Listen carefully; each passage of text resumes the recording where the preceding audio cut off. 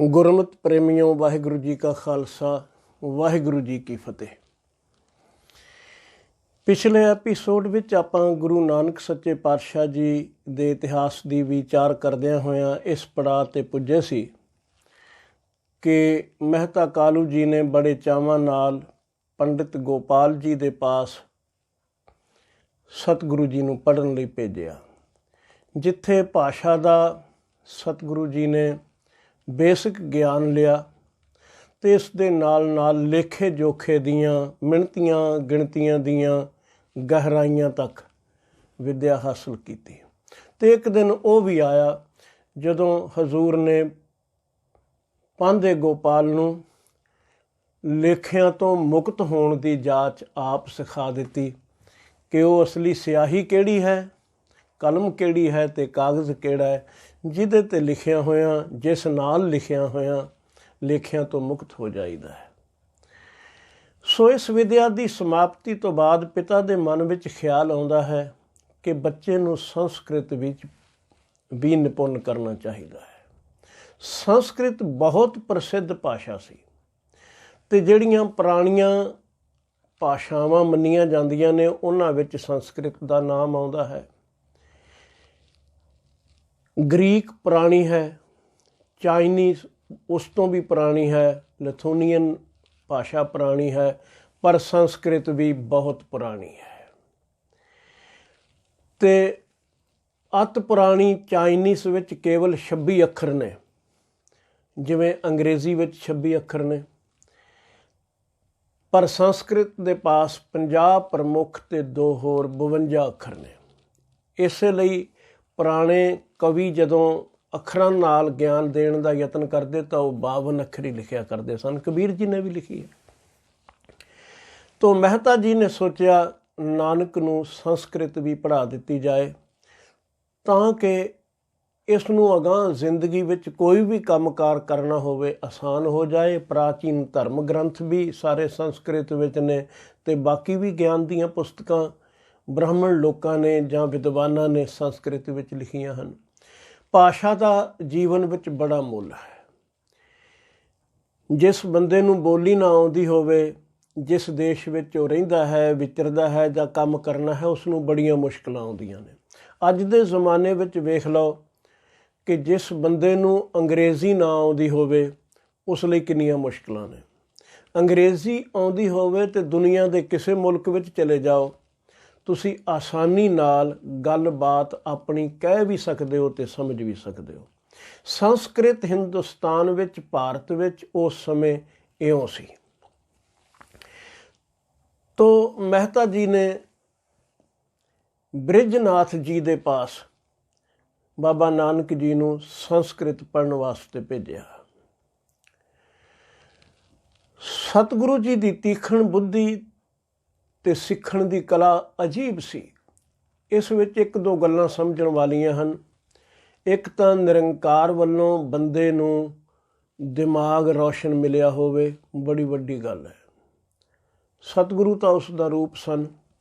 ਆਮ ਦੁਨੀਆ ਵਿੱਚ ਵੀ ਮੈਮਰੀ ਤੇਜ਼ ਹੋਵੇ, ਯਾਦ ਸ਼ਕਤੀ ਵਧੇਰੇ ਹੋਵੇ ਤਾਂ ਆਦਮੀ ਆਸਾਨੀ ਨਾਲ ਸਿੱਖ ਜਾਂਦਾ ਹੈ।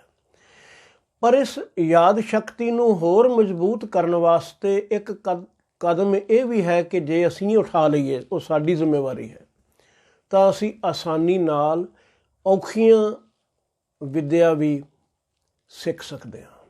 ਅਤੇ ਉਹ ਉਸ ਨੂੰ ਆਖਦੇ ਨੇ ਧਿਆਨ। ਉਹ ਸ਼ਕਤੀ ਹੈ ਧਿਆਨ ਦੀ। ਧਿਆਨ ਦਾ ਮਤਲਬ ਹੁੰਦਾ ਹੈ ਸੁਰਤ ਨੂੰ ਇਕਾਗਰ ਕਰ ਲੈਣਾ। ਜਿੱਥੇ ਬੈਠੇ ਹੋ ਸੁਰਤ ਉੱਥੇ ਹੀ ਹੋਵੇ। ਜੇ ਬੈਠੇ ਕਿਤੇ ਹੋਵੀਏ, ਸੁਰਤ ਕਿਤੇ ਹੋਵੇ ਤਾਂ ਕੰਮ ਕੁਝ ਕਰੀਦਾ ਹੈ, ਕਰਨਾ ਕੁਝ ਚਾਹੁੰਦੇ ਹਾਂ, ਹੋ ਕੁਝ ਜਾਂਦਾ ਹੈ। ਆਮ ਲੋਕਾਂ ਦੀ ਸ਼ਿਕਾਇਤ ਤੁਸੀਂ ਸੁਣੋਗੇ, ਜੀ ਜਪਜੀ ਸਾਹਿਬ ਦਾ ਪਾਠ ਤਾਂ ਸਾਰਾ ਹੀ ਸੰਪੂਰਨ ਹੋ ਗਿਆ ਪਰ ਪਤਾ ਹੀ ਨਹੀਂ ਲੱਗਾ ਕਿਹੜੇ ਵੇਲੇ।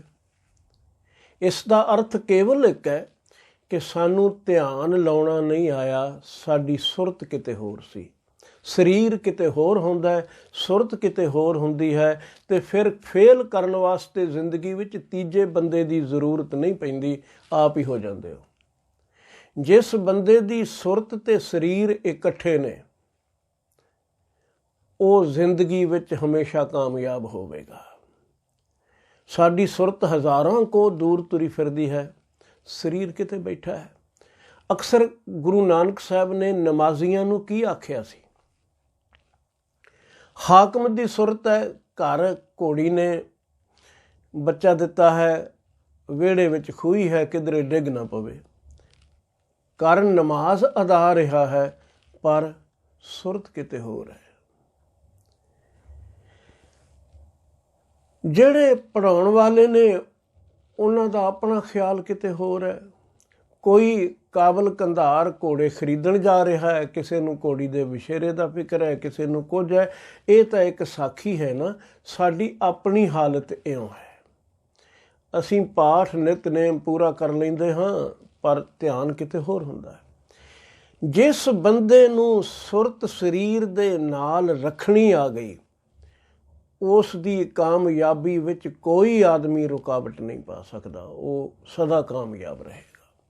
ਅਤੇ ਗੁਰੂ ਨਾਨਕ ਸਾਹਿਬ ਤਾਂ ਬੱਚਿਆਂ ਨਾਲ ਖੇਡਣ ਜਾਂਦੇ ਵੀ ਬਚਪਨ ਵੇਲੇ, ਅਤੇ ਉਹਨਾਂ ਨੂੰ ਵੀ ਸਮਝਾਉਂਦੇ ਨੇ ਧਿਆਨ ਕਿਵੇਂ ਲਾਉਣਾ ਹੈ, ਸੁਰਤ ਕਿਵੇਂ ਜੋੜਨੀ ਹੈ, ਟਿਕਾ ਕਿਵੇਂ ਬਣਾਉਣਾ ਹੈ।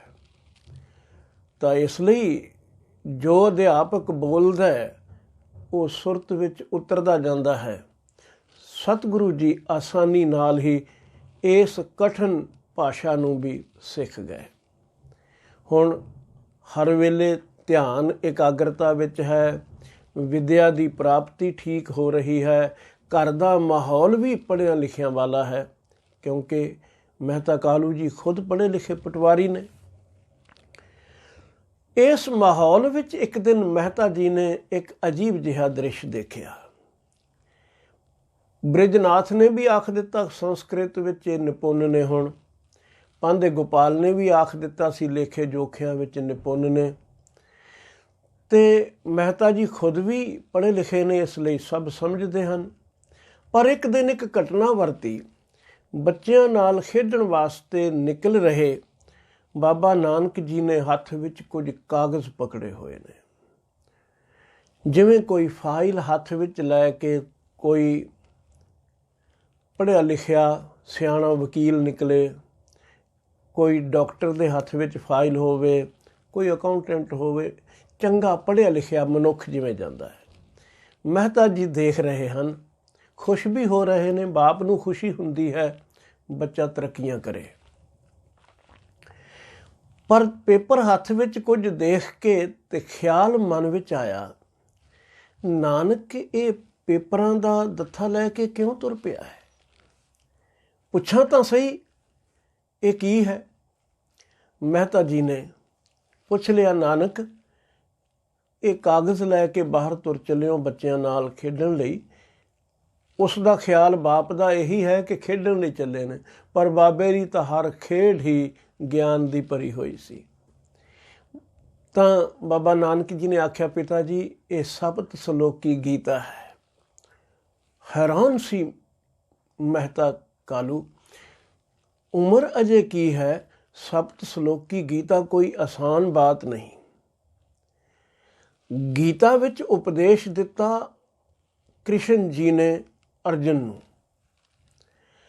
ਤੇ ਅਰਜਨ ਨੂੰ ਵੀ ਇੱਕਦਮ ਸਮਝ ਵਿੱਚ ਨਹੀਂ ਆਇਆ, ਤਾਂ ਹੀ ਇੰਨੇ ਅਧਿਆਇ ਉਚਾਰਨੇ ਪਏ, ਬਾਰ-ਬਾਰ ਸਮਝਾਉਣਾ ਪਿਆ। ਤੇ ਸਪਤ ਸਲੋਕੀ ਦਾ ਗੀਤਾ ਦਾ ਅਰਥ ਇਹ ਹੈ, 7 ਸਲੋਕਾਂ ਵਿੱਚ ਗੀਤਾ ਦਾ ਸਾਰਾ ਸਾਰ ਨਿਚੋੜ। ਇਹ ਤਾਂ ਬਹੁਤ ਵਿਦਵਤਾ ਦੀ ਗੱਲ ਹੈ। ਸਾਰੀ ਗੀਤਾ ਦਾ ਨਿਚੋੜ ਅਰਥ ਭਾਵ 7 ਸਲੋਕਾਂ ਵਿੱਚ ਸਮਝ ਲਿਆ ਜਾਏ, ਲਿਖਣ ਵਾਲੇ ਵੀ ਧੰਨ ਹੋਣਗੇ। ਤਾਂ ਬਾਬਾ ਨਾਨਕ ਜੀ ਨੇ ਆਖਿਆ, ਪਿਤਾ ਜੀ ਸਪਤ ਸਲੋਕੀ ਗੀਤਾ ਹੈ, ਤੇ ਬੇਟਾ ਤੂੰ ਸਪਤ ਸਲੋਕੀ ਗੀਤਾ ਨੂੰ ਕਿਵੇਂ ਸਮਝ ਲਏਂਗਾ? ਅਜੇ ਤੇਰੀ ਉਮਰ ਬੜੀ ਛੋਟੀ ਹੈ। ਔਰ ਖਿਆਲ ਰੱਖਣਾ, ਉਮਰ ਛੋਟੀ ਵਿੱਚ ਵੀ ਕੋਈ ਬਜ਼ੁਰਗ ਹੋ ਸਕਦਾ ਹੈ, ਅਤੇ ਬੁਢਾਪੇ ਦੀ ਉਮਰ ਵਿੱਚ ਪਹੁੰਚਿਆ ਹੋਇਆ ਵੀ ਕੋਈ ਅਣਜਾਣਾ ਬਾਲ ਹੀ ਹੋ ਸਕਦਾ ਹੈ। ਬੜੇ ਮਿਲਣਗੇ, ਉਹ ਤਾਂ ਬਹੁਤ ਮਿਲ ਜਾਂਦੇ ਨੇ, ਪਰ ਬਾਲਪਨ ਵਿੱਚ ਕੋਈ ਬਜ਼ੁਰਗ ਹੋਵੇ ਉਹ ਵਿਰਲੇ ਮਿਲਦੇ ਨੇ। ਹੈ ਨਾ ਸਾਖੀ ਕਿ ਬਾਬਾ ਗੁਰੂ ਨਾਨਕ ਸਾਹਿਬ ਜੀ ਨੂੰ ਭਾਈ ਬੂੜਾ ਜੀ ਦੁੱਧ ਪੇਸ਼ ਕਰਦੇ ਨੇ। ਬਚਪਨ ਦੀ ਅਵਸਥਾ ਹੈ, ਕੋਈ 10-12 ਸਾਲ ਦੀ ਉਮਰ ਕੋਈ ਬਹੁਤ ਵੱਡੀ ਤਾਂ ਹੁੰਦੀ ਨਹੀਂ, ਪਸ਼ੂ ਚਾਰਦੇ ਸਨ। ਤੇ ਜਦੋਂ ਸਤਿਗੁਰੂ ਪੁੱਛਦੇ ਨੇ ਤੇਰਾ ਨਾਮ ਕੀ ਹੈ, ਕੁਝ ਗੱਲਾਂ ਹੋਰ ਵੀ ਹੋਈਆਂ ਕਿ ਤੈਨੂੰ ਇਹ ਲਗਨ ਕਿਵੇਂ ਲੱਗੀ। ਉਸਨੇ ਆਖਿਆ ਮਾਂ ਨੇ ਚੁੱਲ੍ਹੇ ਵਿੱਚ ਲੱਕੜਾਂ ਬਾਲੀਆਂ, ਪਹਿਲਾਂ ਛੋਟੀਆਂ ਜਲ ਗਈਆਂ ਤੇ ਮੈਨੂੰ ਚਿੰਤਾ ਲੱਗ ਗਈ, ਕੌਣ ਜਾਣੇ ਬੂੜਿਆ ਤੇਰਾ ਨੰਬਰ ਪਹਿਲਾਂ ਹੀ ਆ ਜਾਵੇ। ਤਾਂ ਸਤਿਗੁਰੂ ਜੀ ਨੇ ਜਦੋਂ ਨਾਮ ਪੁੱਛਿਆ ਸੀ, ਉਸਨੇ ਆਖਿਆ ਬੂੜਾ, ਤੇ ਹਜ਼ੂਰ ਨੇ ਆਖਿਆ ਤੂੰ ਬੂੜਾ ਨਹੀਂ, ਤੂੰ ਤਾਂ ਬਾਬਾ ਬੁੱਢਾ ਹੈ। ਹੁਣੇ ਤੇਰੇ ਅੰਦਰ ਬਜ਼ੁਰਗੀ ਹੈ ਜੋ 100-100 ਸਾਲ ਦੇ ਬੰਦਿਆਂ ਵਿੱਚ ਵੀ ਨਹੀਂ ਲੱਭਦੀ। ਸੋ ਬਜ਼ੁਰਗੀ ਬਾਕਲ ਨਾ ਕਿ ਬਾਸਾਲ। ਪਰ ਪਿਤਾ ਦਾ ਖਿਆਲ ਇੱਕ ਪਿਤਾ ਵਾਲਾ ਹੈ। ਉਸ ਦੇ ਨਜ਼ਰ ਵਿੱਚ, ਖਿਆਲ ਵਿੱਚ ਬੱਚਾ ਆਖਰ ਬੱਚਾ ਹੀ ਹੈ। ਤੇ ਉਹ ਪੁੱਛਦੇ ਨੇ ਇਹ ਸਪਤ ਸਲੋਕੀ ਗੀਤਾ ਬਾਰੇ ਤੈਨੂੰ ਕੁਝ ਪਤਾ ਵੀ ਹੈ? ਤਾਂ ਬਾਬੇ ਆਖਿਆ ਕਿਉਂ ਨਹੀਂ, ਮੈਂ ਪੜ੍ਹ ਲਈ ਹੈ। ਇਸ ਦੇ ਅਰਥ ਭਾਵ ਵੀ ਤੁਹਾਨੂੰ ਸਮਝਾ ਸਕਦਾ ਹਾਂ। ਗੱਲ ਬੜੀ ਗੰਭੀਰ ਬਣ ਗਈ। ਤਾਂ ਮਹਿਤਾ ਜੀ ਨੇ ਸੁਭਾਵਕ ਹੀ ਆਖਿਆ ਫਿਰ 7 ਸਲੋਕਾਂ ਵਿੱਚ ਗੀਤਾ ਦਾ ਭਾਵ ਸਮਝਾਉਣ ਦੀ ਸਮਰੱਥਾ ਵੱਡੀ ਗੱਲ ਹੈ, ਸਮਝਾਓ। ਬਾਬਾ ਨਾਨਕ ਜੀ ਨੇ ਉਹ 7 ਸਲੋਕਾਂ ਰਾਹੀਂ ਗੀਤਾ ਦਾ ਪੂਰਨ ਜੋ ਗਿਆਨ ਸੀ ਉਹ ਬਿਆਨ ਕਰ ਦਿੱਤਾ। ਉਹ ਲੋਕ ਬਹੁਤ ਸਿਆਣੇ ਹੁੰਦੇ ਨੇ ਜਿਹੜੀ ਵੱਡੀ ਗੱਲ ਨੂੰ ਵੀ ਬਹੁਤ ਸੰਖੇਪ ਵਿੱਚ ਸਮਝਾ ਸਕਣ। ਮੂਰਖ ਬਹੁਤ ਬੋਲਦਾ ਹੈ, ਅਰਥ ਕੁਝ ਨਹੀਂ ਹੁੰਦਾ। ਸਿਆਣਾ ਬਹੁਤ ਘੱਟ ਬੋਲਦਾ ਹੈ, ਅਰਥ ਬੜੇ ਹੁੰਦੇ ਨੇ। ਇਉਂ ਹੀ ਸਪਤ ਸਲੋਕੀ ਗੀਤਾ ਦਾ ਭਾਵ ਸਮਝਾਉਣਾ ਵੱਡੀ ਗੱਲ ਸੀ। ਇਸ ਵਾਸਤੇ ਅਕਲਾਂ ਦੀ ਜ਼ਰੂਰਤ ਹੈ। ਤੇ ਛੋਟੇ ਲਫ਼ਜ਼ਾਂ ਵਿੱਚ ਵੱਡੀ ਗੱਲ ਕਹਿ ਦੇਣੀ ਇੱਕ ਕਲਾ ਹੈ। ਸਿਆਣੇ ਬੰਦੇ ਪਾਸ ਹੀ ਹੋ ਸਕਦੀ ਹੈ, ਮੂੜ ਦੇ ਪਾਸ ਨਹੀਂ। ਮੈਨੂੰ ਇੱਕ ਕਹਾਣੀ ਯਾਦ ਆ ਗਈ ਹੈ, ਸੰਖੇਪ ਵਿੱਚ ਹੀ ਮੈਂ ਅਰਜ਼ ਕਰਦਾ ਹਾਂ ਕਿ ਇੱਕ ਮਰਾਸੀ ਕਿਸੇ ਕਿਸਾਨ ਦੇ ਪਾਸ ਪਿੰਡ ਵਿੱਚ ਵਾਢੀਆਂ ਦੇ ਦਿਨਾਂ ਵਿੱਚ ਕਣਕ ਦੀ ਭਰੀ ਮੰਗਣ ਚਲਾ ਗਿਆ। ਕਿਉਂਕਿ ਹਰ ਕੰਮੀ ਆਪਣਾ ਆਪਣਾ ਕੰਮ ਕਰਦਾ ਸੀ ਤੇ ਫਸਲ ਵੇਲੇ ਕਿਸਾਨ ਸਭਨਾਂ ਨੂੰ ਅਨਾਜ ਦਿਆ ਕਰਦਾ ਸੀ। ਤੇ ਵਾਢੀਆਂ ਵਿੱਚ ਅਸੀਂ ਇੱਕ ਇੱਕ ਭਰੀ ਲਾਗੀ ਨੂੰ ਦਿਆ ਕਰਦੇ ਸਾਂ।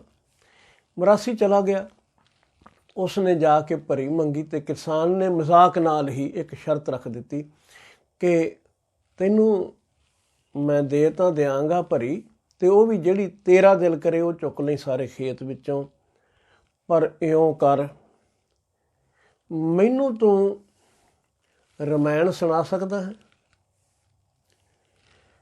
ਉਸਨੇ ਆਖਿਆ ਜੀ ਮੈਂ ਅਨਪੜ੍ਹ ਬੰਦਾ ਹਾਂ, ਮੈਂ ਕੋਈ ਵਿਦਵਾਨ ਪੰਡਿਤ ਤਾਂ ਹਾਂ ਨਹੀਂ। ਕੋਈ ਮਜ਼ਾਕ ਦੀ ਗੱਲ ਸੁਣਨੀ ਹੋਵੇ ਸੁਣਾ ਸਕਦਾ ਹਾਂ, ਕੋਈ ਥੋੜ੍ਹਾ ਬਹੁਤਾ ਗਲਾ ਸੁਰੀਲਾ ਹੈ ਗਾ ਕੇ ਸੁਣਾ ਸਕਦਾ ਹਾਂ, ਲੇਕਿਨ ਇਹ ਜੋ ਤੁਸੀਂ ਮੈਨੂੰ ਪੁੱਛ ਰਹੇ ਹੋ ਰਾਮ ਦੀ ਕਥਾ, ਰਮਾਇਣ, ਮੇਰੇ ਵੱਸ ਦਾ ਕੰਮ ਕਿੱਥੇ ਹੈ? ਕਿਸਾਨ ਨੇ ਆਖਿਆ ਭਰੀ ਫਿਰ ਮਿਲਣੀ ਹੈ ਜੇ ਸੁਣਾਏਗਾ। ਉਸ ਵਿਚਾਰੇ ਨੂੰ ਖਾਲੀ ਮੁੜਨਾ ਪਿਆ। ਦੂਜੇ ਦਿਨ ਫਿਰ ਮੈਨੂੰ ਤਰਲਾ ਕੀਤਾ। ਕਿਸਾਨ ਨੇ ਆਖਿਆ ਜਿਸ ਦਿਨ ਸੁਣਾ ਦੇ, ਜਿੰਨੀ ਦੇਰ ਮੈਂ ਕਣਕ ਕੱਢ ਨਹੀਂ ਲੈਂਦਾ। ਖੈਰ 2 ਦਿਨ ਮੁੜਨ ਤੋਂ ਬਾਅਦ ਮਰਾਸੀ ਸੋਚਣ ਲੱਗ ਪਿਆ ਕੀ ਕੀਤਾ ਜਾਵੇ। ਤੇ ਉਸ ਨੂੰ ਇਹ ਤੇਜ਼ ਤਰਾਰ ਦਿਮਾਗ ਤਾਂ ਹੁੰਦੇ ਹੀ ਨੇ, ਸਮਝ ਵਿੱਚ ਗੱਲ ਆ ਗਈ। ਉਹਨੇ ਕਿਸਾਨ ਨੂੰ ਆਖਿਆ ਦੇਖ ਮੈਂ ਤੈਨੂੰ ਸੁਣਾ ਸਕਦਾ ਹਾਂ ਰਮਾਇਣ, ਤੇ ਪੂਰਾ ਅਰਥ ਤੇਰੀ ਸਮਝ ਵਿੱਚ ਵੀ ਆ ਜਾਵੇਗਾ, ਪਰ ਮੇਰੀ ਵੀ ਇੱਕ ਸ਼ਰਤ ਹੈ। ਕਿਸਾਨ ਨੇ ਪੁੱਛਿਆ ਕੀ? ਉਸਨੇ ਆਖਿਆ ਭਾਵੇਂ ਮੈਂ ਲੰਮੀ ਕਰਕੇ ਕਥਾ ਸੁਣਾਵਾਂ ਤੇ ਭਾਵੇਂ ਬਹੁਤ ਸੰਖੇਪ ਵਿੱਚ ਸੁਣਾ ਦਿਆਂ, ਅਰਥ ਤੈਨੂੰ ਸਪਸ਼ਟ ਹੋ ਜਾਵੇਗਾ, ਫਿਰ ਭਰੀ ਦੇਵੇਗਾ? ਕਿਸਾਨ ਨੇ ਆਖਿਆ ਕਿਉਂ ਨਹੀਂ, ਅਰਥ ਹੀ ਤਾਂ ਮੈਂ ਸਮਝਣਾ ਹੈ, ਮਤਲਬ ਕੀ ਹੈ ਇਸ ਦਾ। ਤਾਂ ਮਰਾਸੀ ਨੇ 2 ਪੰਕਤੀਆਂ ਵਿੱਚ ਸਾਰੀ ਰਮਾਇਣ ਸੁਣਾ ਦਿੱਤੀ। ਕਹਿਣ ਲੱਗਾ ਇੱਕ ਸੀ ਰਾਮ ਤੇ ਇੱਕ ਸੀ ਰਾਵਣ। ਰਾਵਣ ਨੂੰ ਰਾਵਣ ਵੀ ਆਖਦੇ ਨੇ ਅਨਪੜ੍ਹ ਲੋਕ। ਇੱਕ ਸੀ ਰਾਮ ਤੇ ਇੱਕ ਸੀ ਰਾਵਣ, ਉਹਨੇ ਉਹਦੀ ਸੀਤਾ ਕੱਢੀ ਤੇ ਉਹਨੇ ਭੰਨੀ ਧੌਣ। ਗੱਲ ਇੰਨੀ ਹੈ ਉਹਨੇ ਸੀਤਾ ਚੁਰਾਈ ਤੇ ਉਸਨੇ ਉਸਦਾ ਖਾਤਮਾ ਕਰ ਦਿੱਤਾ। ਕਿਸਾਨ ਤੋਂ ਭਰੀ ਮਿਲ ਗਈ। ਪਰ ਮੈਂ ਸਮਝਦਾ ਹਾਂ ਮਰਾਸੀ ਵੀ ਬੜਾ ਅਕਲਮੰਦ ਸੀ। ਵੱਡੀ ਗੱਲ ਨੂੰ ਛੋਟੇ ਅੱਖਰਾਂ ਵਿੱਚ ਬਿਆਨ ਕਰ ਦੇਣਾ ਕੋਈ ਮਾਮੂਲੀ ਗੱਲ ਨਹੀਂ। ਸਪਤ ਸਲੋਕੀ ਗੀਤਾ ਕਿਸੇ ਮਰਾਸੀ ਦੀ ਉਚਾਰੀ ਹੋਈ ਨਹੀਂ, ਇਹ ਤਾਂ ਇੱਕ ਕਹਾਣੀ ਸੀ। ਇਹ ਵਿਦਵਾਨਾਂ ਦੀ ਦੁਨੀਆ ਵਿੱਚ ਜ਼ਿਆਦਾ ਅਕਲਮੰਦ ਲੋਕਾਂ ਦੀ ਕਾਢ ਹੈ ਕਿ 7 ਸ਼ਲੋਕਾਂ ਵਿੱਚ ਪੂਰੀ ਗੀਤਾ। ਬਾਬਾ ਨਾਨਕ ਜੀ ਨੇ ਪੂਰੀ ਗੀਤਾ ਦੇ ਅਰਥ ਇਹਨਾਂ 7 ਸ਼ਲੋਕਾਂ ਰਾਹੀਂ ਪਿਤਾ ਨੂੰ ਸੁਣਾ ਦਿੱਤੇ। ਬੜੇ ਪ੍ਰਸੰਨ ਹੋਏ ਪਿਤਾ ਜੀ। ਤੇ ਸੱਚ ਹੈ, ਵਿਦਿਆ ਉਹਨਾਂ ਦੇ ਪੱਲੇ ਹੀ ਪੈਂਦੀ ਹੈ ਜਿਨ੍ਹਾਂ ਦੀ ਸੁਰਤ ਹੰਸ ਵਾਲੀ ਹੋਵੇ, ਜੋ ਦੁੱਧ ਤੇ ਪਾਣੀ ਨੂੰ ਨਿਖੇੜ ਸਕਣ ਦੇ ਸਮਰੱਥ ਹੋਣ, ਇੰਨਾ ਧਿਆਨ ਨਾਲ ਸੋਚਣ ਦੀ ਸਮਰੱਥਾ ਰੱਖਦੇ ਹੋਣ। ਅਸੀਂ ਕਈ ਵਾਰੀ ਸੋਚਦੇ ਹਾਂ ਮਾਇਆ ਖਬਰੇ ਬਹੁਤ ਸਿਆਣੇ ਦੇ ਪਾਸ ਹੁੰਦੀ ਹੈ, ਵਿਦਿਆ ਸਿਆਣੇ ਪਾਸ ਹੁੰਦੀ ਹੈ। ਖਿਆਲ ਰੱਖਣਾ, ਮਾਇਆ ਤਾਂ ਬਹੁਤ ਵਾਰੀ ਮੂਰਖਾਂ ਕੋਲ ਵੀ ਬੜੀ ਹੁੰਦੀ ਹੈ। ਇਹ ਕੋਈ ਬਹੁਤ ਵੱਡੀ ਗੱਲ ਨਹੀਂ। ਵਜੀਦ ਨੇ ਆਖਿਆ ਸੀ, ਮੂਰਖ ਨੋ ਸਵਾਰੀ ਹਾਥੀ ਘੋੜਿਆਂ, ਪੰਡਿਤ ਪੈਰ ਪਿਆਦੇ ਪਾਟੇ ਜੋੜਿਆਂ, ਕਰਦੇ ਸੁਗੜ ਮਜ਼ੂਰੀ ਮੂਰਖ ਦੇ ਜਾਏ ਘਰ, ਵਜੀਦਾ ਕੌਣ ਸਾਹਿਬ ਨੂੰ ਆਖੇ ਇਉਂ ਨਹੀਂ ਅੰਜ ਕਰ। ਤੇ ਸਿਆਣੇ ਲੋਕਾਂ ਨੇ ਬੜੇ ਢੰਗ ਨਾਲ ਇਸ ਨੁਕਤੇ ਨੂੰ ਪ੍ਰਗਟ ਕੀਤਾ ਹੈ। ਉਹ ਆਖਦੇ ਨੇ ਕਿ ਮਾਇਆ ਉੱਲੂ ਦੀ ਸਵਾਰੀ ਕਰਦੀ ਹੈ ਤੇ ਸਰਸਵਤੀ ਹੰਸ ਦੀ ਸਵਾਰੀ ਕਰਦੀ ਹੈ। ਸਰਸਵਤੀ ਦੀ ਦੇਵੀ ਵਿਦਿਆ ਨੂੰ ਮੰਨਿਆ ਗਿਆ ਹੈ। ਉੱਲੂ ਦੀ ਸਵਾਰੀ ਰਾਤਾਂ ਨੂੰ ਜਾਗਣਾ, ਦਿਨ ਵੇਲੇ ਸੌਣਾ, ਹਰ ਪੁੱਠੇ ਕੰਮ ਨਾਲ। ਤੇ ਬਾਬੇ ਨਾਨਕ ਨੇ ਇਉਂ ਨਹੀਂ ਉੱਲੂ ਦੀ ਸਵਾਰੀ ਦਾ ਜ਼ਿਕਰ ਨਹੀਂ ਕੀਤਾ, ਪਰ ਇਉਂ ਆਖ ਦਿੱਤਾ ਹੈ, ਪਾਪਾਂ ਬਾਝਾਂ ਹੋਵੇ ਨਾਹੀਂ, ਮੋਇਆਂ ਸਾਥ ਨਾ ਜਾਈ। ਸੋ ਵਿਦਿਆ ਦਾ ਅਧਿਐਨ ਕਰਨਾ, ਪੱਲੇ ਬੰਨਣਾ, ਇਹ ਬੜੀ ਸਿਆਣਪ ਨਾਲ ਹੋਇਆ ਕਰਦਾ ਹੈ। ਇਹ ਮੂਰਖ ਦਾ ਕੰਮ ਨਹੀਂ। ਬਾਬਾ ਨਾਨਕ ਜੀ ਨੇ 7 ਸ਼ਲੋਕੀ ਗੀਤਾ ਦੇ ਅਰਥ ਕਰਕੇ ਜਿਸ ਵੇਲੇ ਪਿਤਾ ਨੂੰ ਸੁਣਾ ਦਿੱਤੇ ਤੇ ਪਿਤਾ ਦੀਆਂ ਖੁਸ਼ੀਆਂ ਦਾ ਕੋਈ ਅੰਤ ਨਾ ਰਿਹਾ। ਬਾਪ ਨੂੰ ਬੜੀ ਖੁਸ਼ੀ ਹੁੰਦੀ ਹੈ ਜਿਸ ਵੇਲੇ ਬੱਚਾ ਕੋਈ ਬਹੁਤ ਅਗਾਂਹ ਦੀ ਗੱਲ ਕਰੇ। ਨਹੀਂ ਤੇ ਆਮ ਤੌਰ 'ਤੇ ਸਾਡੀ ਹਾਲਤ ਇਹ ਹੈ, ਤੇ ਸੁਭਾਵਿਕ ਵੀ ਹੈ, ਹਰ ਬਾਪ ਸੋਚਦਾ ਹੈ ਬੱਚਾ ਮੇਰੇ ਤੋਂ ਕੁਝ ਸਿੱਖੇਗਾ, ਮੈਂ ਇਸ ਨੂੰ ਸਿਖਾਉਣਾ ਹੈ, ਕਿਉਂਕਿ ਮੇਰੇ ਜ਼ਿੰਦਗੀ ਦੇ ਤਜਰਬੇ ਨੇ, ਮੈਂ ਠੋਕਰਾਂ ਵੀ ਖਾਧੀਆਂ ਨੇ, ਤਰੱਕੀਆਂ ਵੀ ਕੀਤੀਆਂ ਨੇ, ਤੇ ਉਹ ਸਾਰਾ ਗਿਆਨ ਬੱਚੇ ਨੂੰ ਦੇ ਦਿਆਂ। ਪਰ ਅੱਜ ਮਹਿਤਾ ਜੀ ਨੇ ਬਾਬਾ ਨਾਨਕ ਜੀ ਪਾਸੋਂ ਜੋ ਗਿਆਨ ਦੀਆਂ ਗੱਲਾਂ ਸੁਣੀਆਂ, ਇੱਕ ਵਾਰੀ ਤਾਂ ਬਿਲਕੁਲ ਅਸਚਰਜਤਾ ਨਾਲ ਭਰ ਗਏ। ਤੇ ਬਾਪ ਖੁਸ਼ ਹੋਵੇ ਬੱਚੇ ਦੀ ਪ੍ਰਾਪਤੀ ਤੇ ਉਹ ਕੀ ਕਰੇਗਾ? ਉਹ ਜਾ ਕੇ ਆਪਣੀ ਪਤਨੀ ਨੂੰ, ਬੱਚੇ ਦੀ ਮਾਂ ਨੂੰ ਦੱਸੇਗਾ ਬੜੇ ਚਾਵਾਂ ਨਾਲ ਕਿ ਆਪਣਾ ਬੇਟਾ ਇੰਨਾ ਹੁਸ਼ਿਆਰ ਹੈ, ਇੰਨਾ ਸਿਆਣਾ ਹੈ, ਇੰਨੀਆਂ ਤਰੱਕੀਆਂ ਕਰ ਰਿਹਾ ਹੈ। ਭਾਈ ਸੰਤੋਖ ਸਿੰਘ ਜੀ ਨੇ ਲਿਖਿਆ ਹੈ ਕਿ ਮਹਿਤਾ ਜੀ ਉਸੇ ਵੇਲੇ ਮਾਤਾ ਤ੍ਰਿਪਤਾ ਜੀ ਦੇ ਪਾਸ ਚਲੇ ਗਏ ਤੇ ਜਾ ਕੇ ਆਖਣ ਲੱਗੇ ਕਿ ਪ੍ਰਥਮ ਜੋਤ ਕੀ ਗੁਣ ਗਨ ਗਾਏ। ਪਹਿਲਾਂ ਤਾਂ ਪੰਡਿਤ ਹਰਦਿਆਲ ਨੇ ਆਪਣੇ ਟੇਵੇ ਬਣਾ ਕੇ ਬੜੇ ਗੁਣ ਗਾਏ ਸਨ ਤੇ ਸ਼ੁਭ ਲੱਛਣ ਸਭ ਅੰਗ ਬਤਾਏ। ਹਰ ਪੱਖ ਤੋਂ ਚੰਗੇ ਚੰਗੇ ਗੁਣ ਬਾਬਾ ਨਾਨਕ ਦੇ, ਮੇਰੇ ਬੇਟੇ ਦੇ, ਉਸਨੇ ਬਿਆਨ ਕੀਤੇ ਤੇ ਆਖਿਆ ਸੀ, ਸੁਤ ਤੁਮਰੋ ਅਤਿਸ਼ੈ ਮਤਵੰਨ।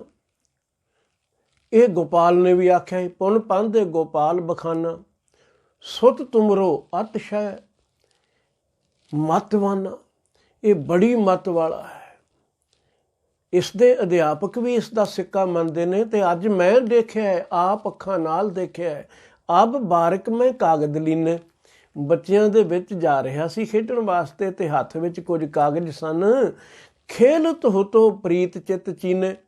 ਤੇ ਉਹਨਾਂ ਨਾਲ ਜਾ ਕੇ ਜਿਸ ਵੇਲੇ ਮਿਲ ਗਿਆ, ਖੇਡਾਂ ਸ਼ੁਰੂ ਕਰਨ ਲੱਗੇ, ਮੈਂ ਵੀ ਪਹੁੰਚ ਗਿਆ ਤੇ ਮੈਂ ਬੂਝਿਓ, ਕਿਆ ਖੇਲ ਹੋ ਤਾਤਾ, ਕੀ ਖੇਲ ਰਹੇ ਹੋ?